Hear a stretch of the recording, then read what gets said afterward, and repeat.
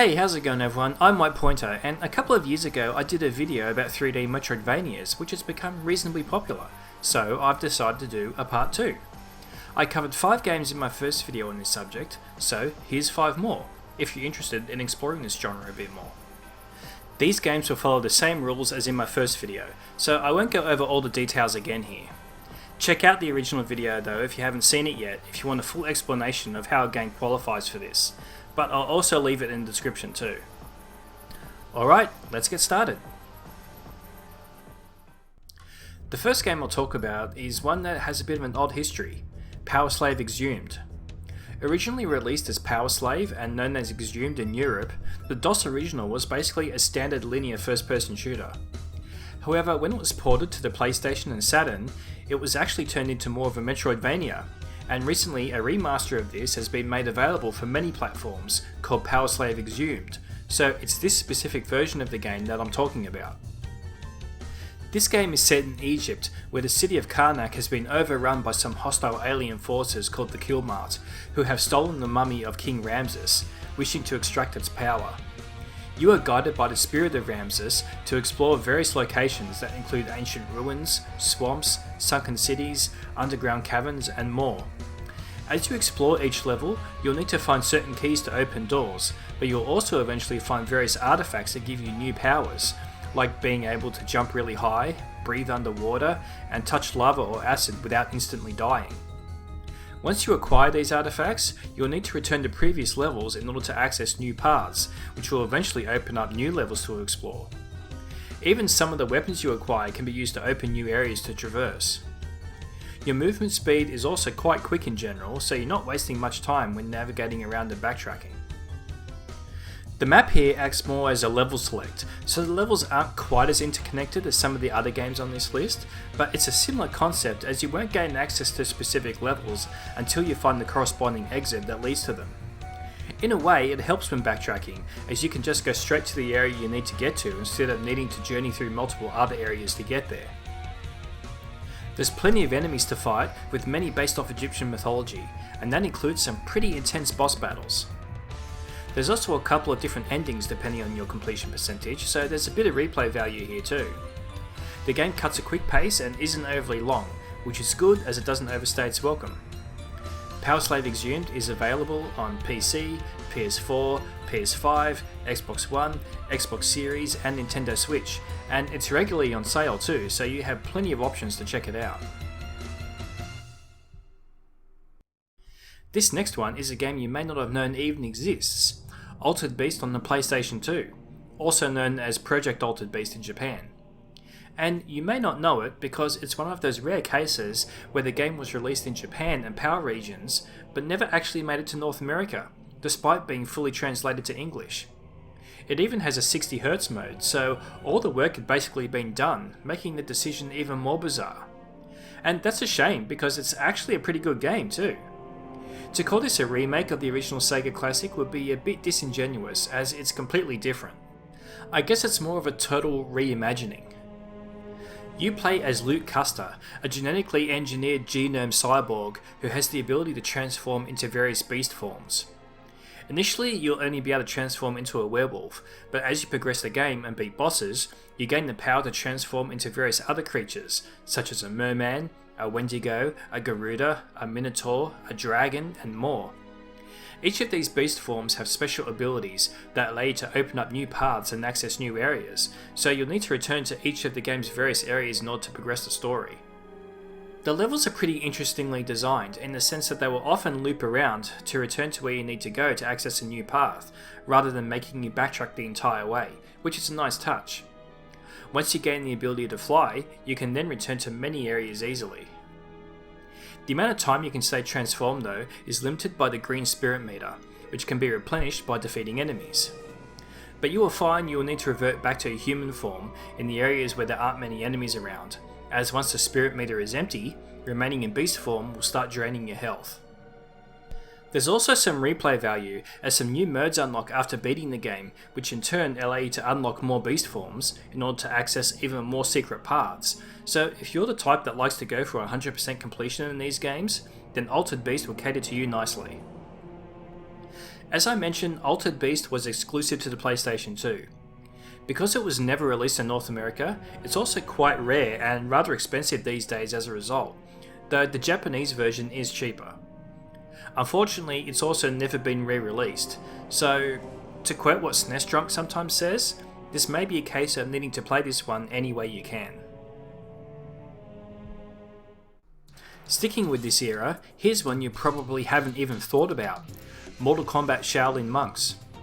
This is the Mortal Kombat adventure game that was actually good, but you may have believed that this was just a pretty standard linear beat 'em up, and probably not have even realised the game fits into this genre at all. But yes, it's absolutely a 3D Metroidvania. In Shaolin Monks, you play as Liu Kang or Kung Lao as you play through the Mortal Kombat story from the end of the first game through the duration of the second game. You will visit many familiar locations, such as the Living Forest, Deadpool and Wasteland, and encounter other popular characters such as Raiden, Johnny Cage, Katana, Mileena, Jax, Sonya, Sub-Zero, Scorpion and Goro. Once you get to the portal area, you'll find there are multiple directions you can go. However, you'll discover that you won't be able to make much progress down most of the paths initially. As you explore each area and beat bosses, you'll eventually gain new abilities, such as the strength to smash statues, climb up certain walls, wall run, wall jump, pole swing, double jump and more. And once you acquire these powers, you can return to the portal, which acts as a kind of hub to access a new locale, though you will on occasion need to return to other areas too. You can choose to go back to any of the other places in the game regardless though, if you want to grab optional pickups like health and various unlockables, and there's a ton of them hidden away in many nooks and crannies to find. There's some secret areas to find too, some of which might contain optional bosses. The combat in the game is pretty fun and easy to learn, and allows you to intuitively string some pretty cool combos together. There's occasionally some simple puzzles to solve too that often involve needing to knock enemies into certain traps, or may involve some test your might challenges. I will say that the dialogue and voice acting isn't exactly winning any awards, but if you can ignore that, then this game is a lot of fun. One of the best parts about Mortal Kombat Shaolin Monks is that it has co-op, so you can play through it with a friend. Not only does it give the game a whole different feel, there's special team-up attacks that become available, and there's even secrets to find that are only accessible with an ally. It was released on the PlayStation 2 and the original Xbox, and unfortunately has never been given a remaster or re-release to date, but it's also not very difficult to find and should be pretty cheap if you want to track it down. This really deserves a modern port, in my opinion.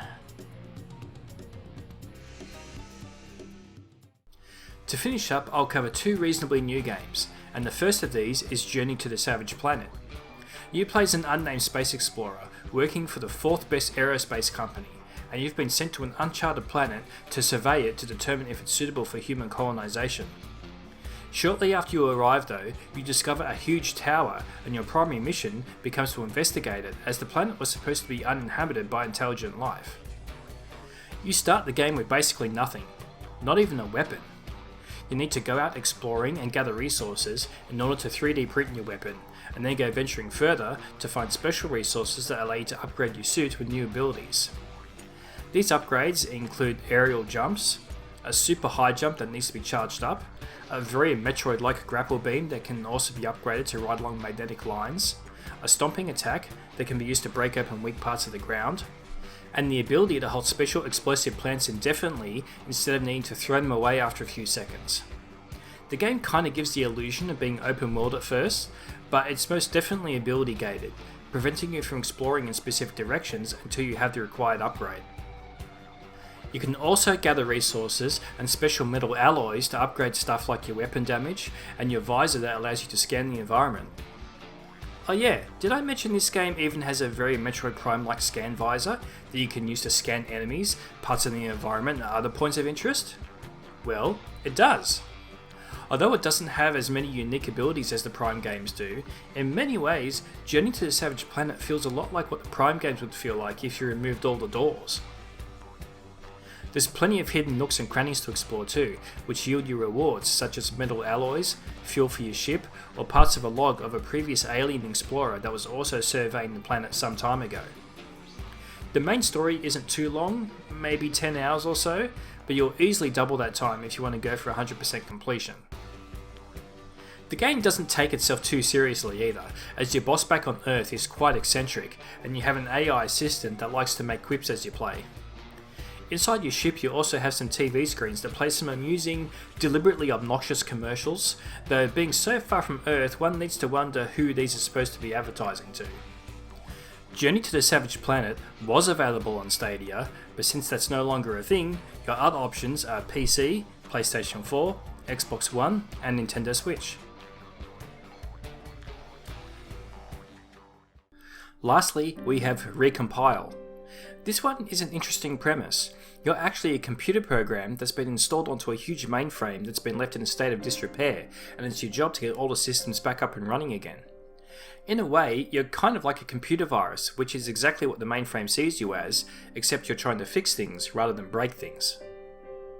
You start the game with nothing, not even the ability to jump, but you'll soon gain that jump ability as well as a weapon and you'll be on your way. From there you have a choice of 4 main biomes to explore, though you will likely hit a dead end eventually, which will mean you'll need to backtrack to another biome to find the upgrade you need to progress. You'll find the upgrades at a pretty fast pace in Recompile, which includes 5 different weapons, a double jump, a dash, various hacking abilities, a glide, and eventually a jetpack, allowing you to fly anywhere. It has a pretty unique looking art style and presentation, and each biome is colour coded. Throughout the game you'll need to explore each biome, solve some puzzles, and restore power to various systems in order to complete your objectives. Along the way you'll find memory files, which log conversations humans had with an advanced artificial intelligence named Hypervisor, which is installed on the mainframe. Through these conversations you'll learn that there was a war going on in the past, and Earth was on the brink of collapse, and these people were stuck on a remote station. These are mostly optional to collect, but obtaining them all will give you the complete story as well as give you the best ending, as there's multiple endings here depending on how many of these memories you find. I will also say the very beginning of the game kinda throws you into the deep end, and it may take you some time to acclimatise yourself. There is combat in the game, but it never really feels like a focus, with the enemies generally pretty sparsely spaced except for on a few occasions. The game also has a few boss fights that are basically firewalls that you need to break. There is also a hacking ability which can be used to assist in solving puzzles, but honestly, this seems totally unnecessary except for the few occasions where it's actually required to progress. Recompile isn't a particularly long game, and even a 100% run for the best ending will probably only take about 8 hours or so, but what's here is pretty good and pretty unique, and it feels about the right length. It's available on PlayStation 5, Xbox Series and PC. So there you go, there's another 5 pretty good 3D Metroidvanias that are not Metroid Prime for you to check out. Keeping in mind my criteria, do you have any other games to recommend? I'd love to hear about them, so feel free to drop me some comments as I do read all of them. Give me a thumbs up if you like this video, and don't forget to subscribe to stay up to date with my content. Thanks for watching and see you next time.